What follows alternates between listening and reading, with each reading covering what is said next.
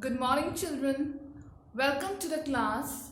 Today's date is 23rd September 2020.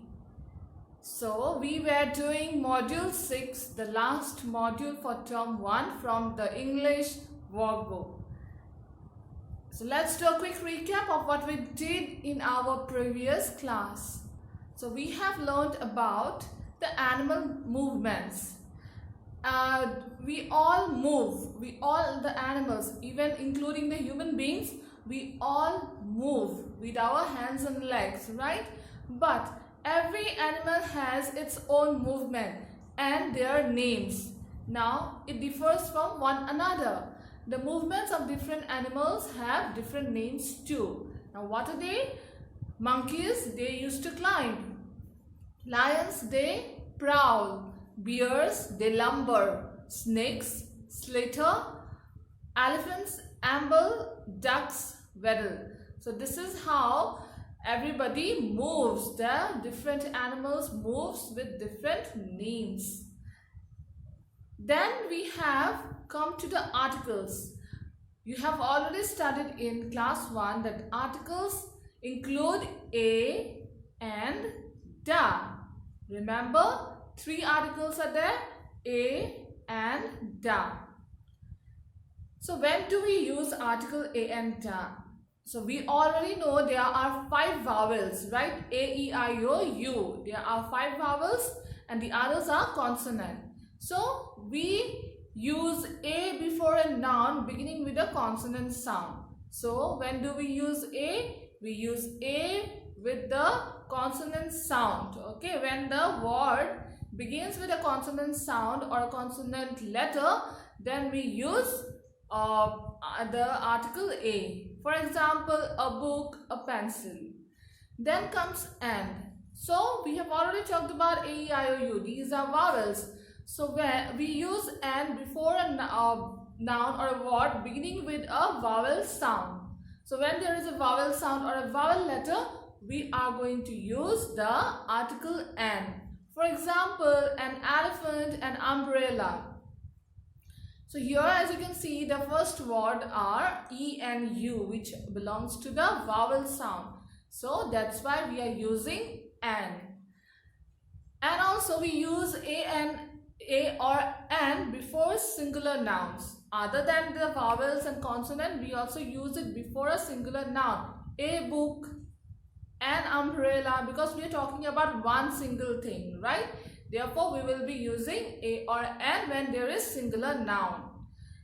We use da to refer to a noun that has been spoken about earlier. So about a thing which we have already spoke earlier, we used to use da. She has a bicycle. The bicycle is very nice. I have already seen the bicycle in the past. So that's why I'm telling now that she has a bicycle and the bicycle is very nice. If I'm talking about something about the past, the thing which I have seen about the past. The thing which I have seen in the past.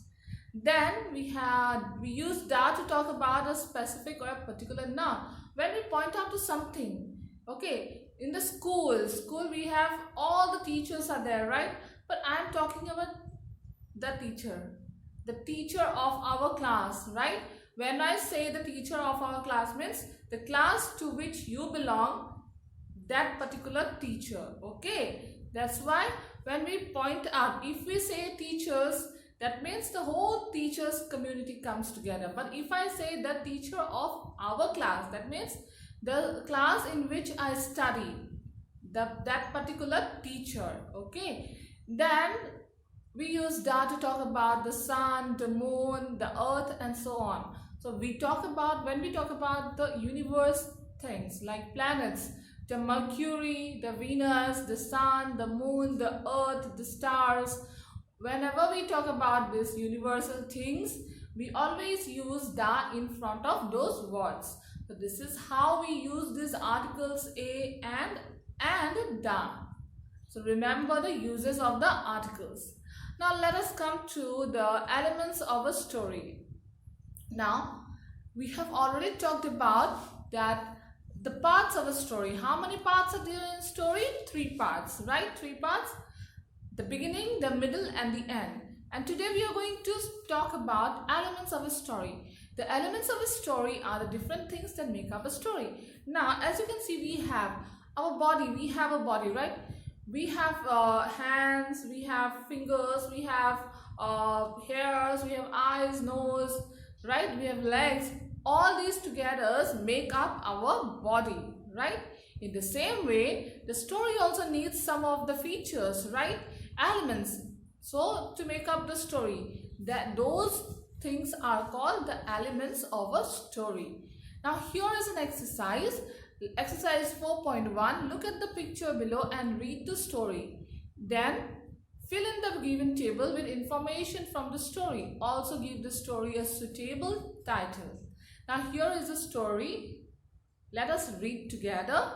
Mummy, Daddy, Priya and Rohan. And remember, every person's name, every small incident, we have to remember it when we are studying a story or writing a story.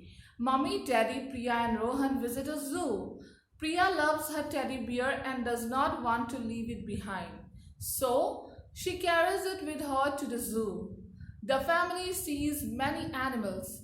They see lions, tigers, monkeys and bears. But the children like the giraffe the most. They are amazed by an animal with such a long neck. Mummy, Daddy, Priya and Rohan go back home. Priya and Rohan draw a picture of a giraffe.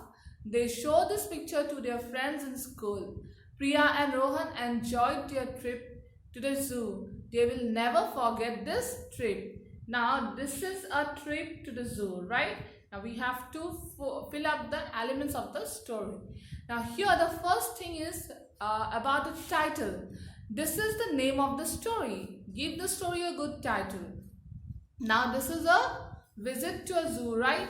So what it is about a zoo, and mostly these family members, they have visited the zoo. So the title will be A Visit to the Zoo. Okay, so that will be a perfect one because the whole story is about the zoo, what they have seen, how they spent the time at zoo. So the title will be A Visit to the Zoo. Next we have the characters. Who are these are the people or animals in the story. The story is about them. Who are the main people, animals or things spoken about in the story? Now about whom we have talked. We have talked about our family members and also few animals. So let us see who are they. We have talked about Rohan. We have talked about, we have talked about Priya. We have talked about Mummy. We have talked about Daddy. Then teddy bear was there, lion, tigers, monkeys, bears and giraffe. So these are the characters here, the people, animals or things which are included in the story. Then we have the setting. This is where the story takes place. It could be in a house, school or park. Where does the main part of the story takes place? Are there any places spoken about? So setting means the location where it is taking place, the story is taking place. So where does the main part of the story takes place? It takes place at zoo, right? And are there any other places spoken about? Yes, about home and school. They have talked about home and school. They came back home, then they draw the paintings of the giraffe at school and show it to their friends. So this is how the settings are included. Then we have the events. Write about the things that happen in the story. What is the order in which the events takes place? So the events, what is the first event is that Mummy, Daddy, Rohan and Priya, they visit the zoo. Then what they see there? They see many animals. And then when they go home, Priya and Rohan, they draw a picture of a giraffe. And the last is they show it to their friends in school. So this is the events, means these are the things that happen in the story. So these things have taken place in the story and we have to put in order way. The first, second, you cannot write the last one in the first. The first incident in the first, the second in the second, then third in the third. So we have to write it in an orderly form. So this is how the story works, and now we come to the picture based questions. So here is a picture. This is the picture comprehension, but there is no option here. You have to write a sentence. So observe the picture given below and answer the questions. What is this place? So here in this picture you can see the children and the teacher is there. She is teaching, and all the things like a soft board, there is a shelf, table, there is a globe as well, and the books are also there. So this is inside a classroom. So what place is this? This is a classroom. Who is standing near the board? You can see the teacher, right? And always the teacher stands near the board. The teacher is standing near the board. So the answer will be teacher. Next question, what is the teacher teaching? The teacher is teaching. What is it? She is teaching. She is teaching. Either you can write about the weather or how it rains.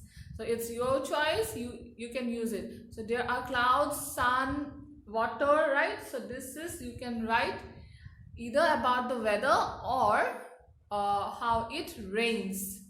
The teacher is teaching about the weather or how it rains. Who is listening to the teacher? How are they listening? Now who listens to the teacher? The students, right? So the answer will be the students are listening to the teacher. They are listening. And how are they listening? When the teacher explains something, how do you listen? Attentively, right? You pay attention. They are listening attentively. Clear? And then the last one is, how does the classroom look? The classroom is full of colorful. So there are lots of color in the classroom, right?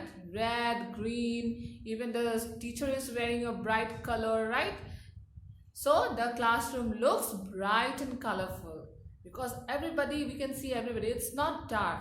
If it's dark, it would have been black, but it is all bright and everybody is wearing colorful clothes, colorful things are there inside the classroom. So the answer will be the classroom looks bright and colorful. So this is it about the module 6. You have to remember the elements of the story and also try to write the full sentence from the picture comprehension. Okay, so here I am going to end my class. Thank you.